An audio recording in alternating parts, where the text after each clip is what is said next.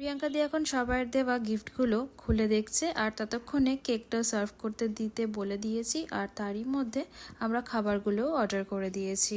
এইবার আমার দায়িত্ব পড়লো ওর জামাগুলোকে গুছিয়ে ব্যাগে ঢোকানোর।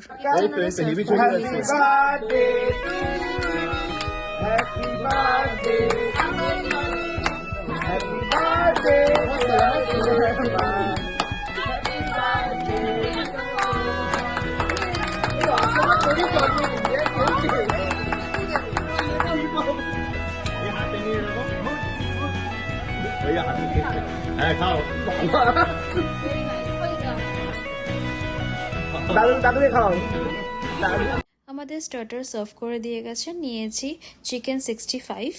এবার মেন কোর্স চলে এসছে আমাদের, নিয়েছি মিক্সড ফ্রাইড রাইস আর সাথে নিয়েছি চিলি ফিশ আর চিকেন মাঞ্চুরিয়ান।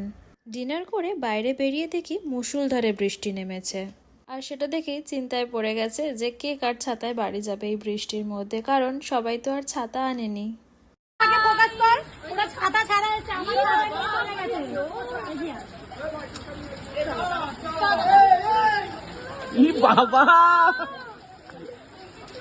আমরা যে ছাতাটা এনেছিলাম ওটা ওদেরকে দিয়ে দিলাম আর আমরা ভিজে ভিজে যাচ্ছি, কারণ আজকে আমাদের খুব ইচ্ছা করছিল যে একটু বৃষ্টিতে ভিজে বাড়ি যাই।